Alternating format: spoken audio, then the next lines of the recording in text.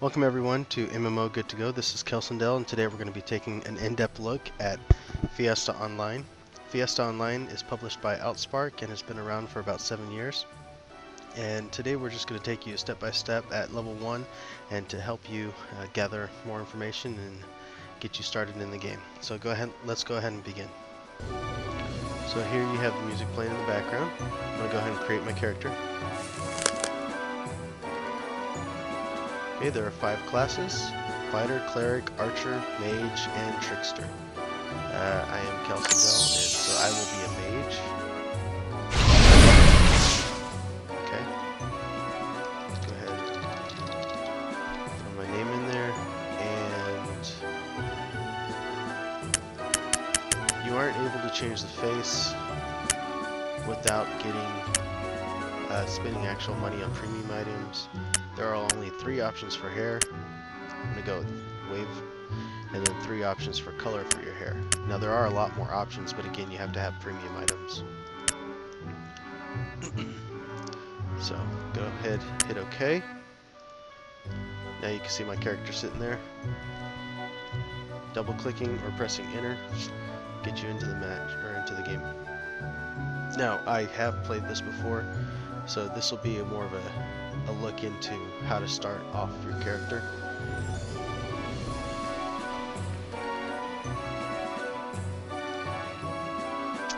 Now you do notice all the animals on here are cutesy, like the little slime up in the middle. They actually do look very similar to that. There are a lot of cutesy animals in this game, or creatures, or enemies. So I'm going to go ahead and exit the quick tutorial. And I'm going to close this guide here on the right. So your basic movements are ASWD, right click, spin your mouse around. Let's get this thing off of our head. This is new. Let's see what this does for us. I is for inventory. Now when harvesting, you can't really do anything other than harvest. There's no way to improve it or make it any better. Actually, let's disable the play guide real quick. Turn that off. And this should be it. Okay, so I'm going to go ahead and pick up this quest.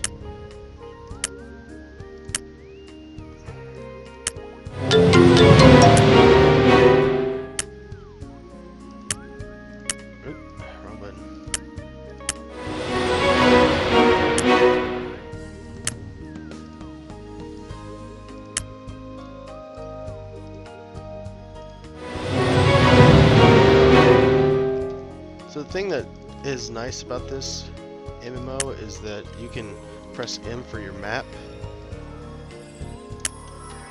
and you can see a whole bunch of different characters throughout the whole map.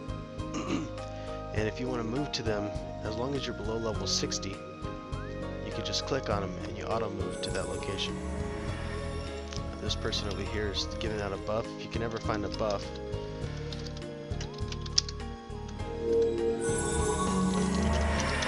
make sure to tell them thanks, because they don't have to buff, and it's just really nice of her to be running around buffing. So go ahead, run over here, turn this quest in. As you can see, the lower levels do level up fairly well. Up here next to your mini-map, there is a kingdom quest list. You have zoom in, zoom out, map, kingdom quest list, and party matchmaking system.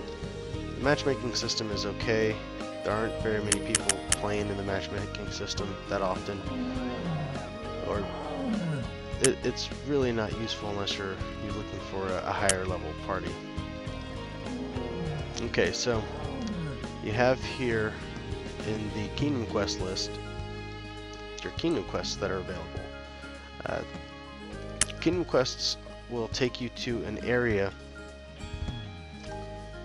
where they will automatically just teleport you over there, and you don't have to do anything to get there. They just automatically throw you over there. And it's a nice little system. Some people can get a little mean about it. So especially if they need people, or if they don't want fail people, they can get a little mean.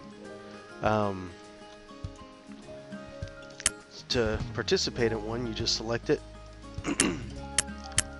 A is already gone. You can see it up here at the very top. And you just select one, hit participate. Gives you a little song, and then it shows participants 1. And then here it also tells the name of the people that are participating. And it gives you a rundown of what you need to do. I'm going to go ahead and cancel.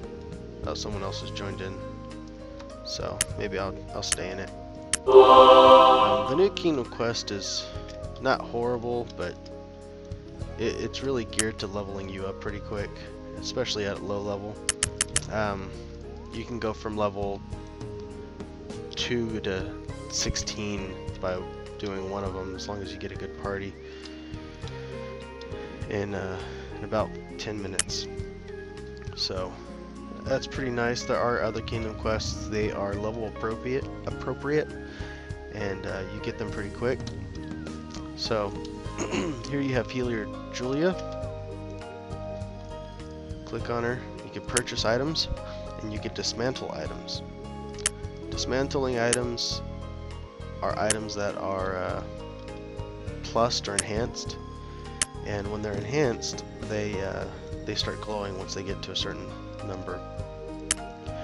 You can purchase HP stones, these right here on the top left next to your picture. All you gotta do is press Q and E to use them. Q is for your HP stones, E is for your SP stones, or spirit power. And you just purchase them. And they are similar to potions, but you can use them without using your potions, and you get a whole lot more of them for a lot less. This is the Skill Master. Come over here. If you have any money, buy your next skill, which they give it to you automatically when you hit level 3, so you can do Ice Bolt. So that's nice. You could drag this out to make it larger or smaller. You can hit it looks like a cycle arrow to move it, or you can hit the equal sign to increase your slots. Normally the way I have it set up, because I'm a cleric, I'm never gonna, or I'm sorry, not a cleric, I'm a mage, I'm never gonna be fighting or brawling, because there's really no point. I don't do any damage anyways. So there's 6 people in it right now. You can see it. These are all their names. Okay, let's see here.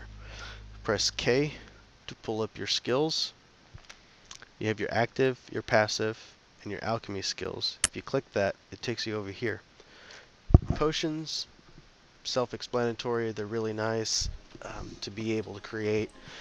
Tier 3s, 4s, and 5s are really what people buy a lot of, and they're very useful. Obviously they heal, cure poison, cure curses, and so forth. Stone production, it creates stones that allow you to enhance your items. Now more and more people are farming inside of the Abyss area, which is a PvP area, but there's a lot of monsters in there, and they drop a lot of stones. So stone production is good, but it's to me it's one of those where it's really hard. You have to be geared toward it, otherwise you're gonna miss out.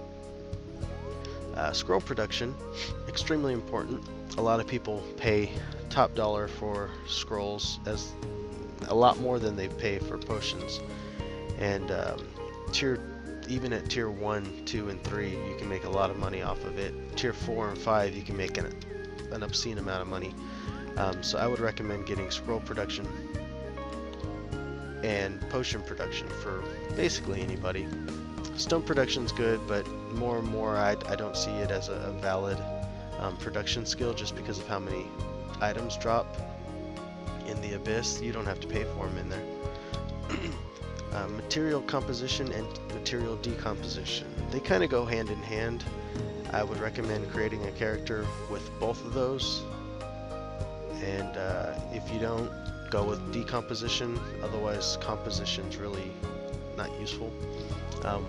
One takes items that are higher tier and breaks them down to lower tier items, and the other one takes higher tier items and breaks them down to lower tier. I think I said that correctly. If not, sorry.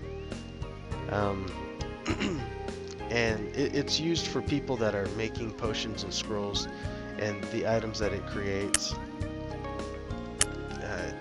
you can't make a lot of money off of it. You can make some, but it's not much. And the income really isn't that great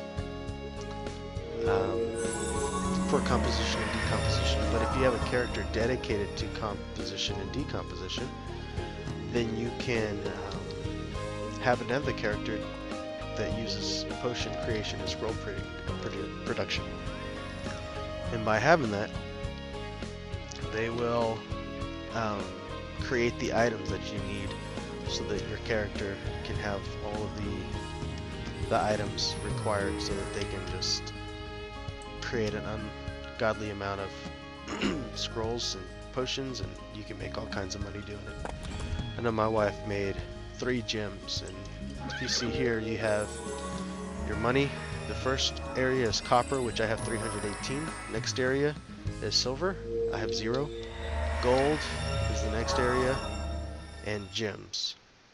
Now, to create 1 silver, it's 1,000 copper. 1 gold is 1,000 silver.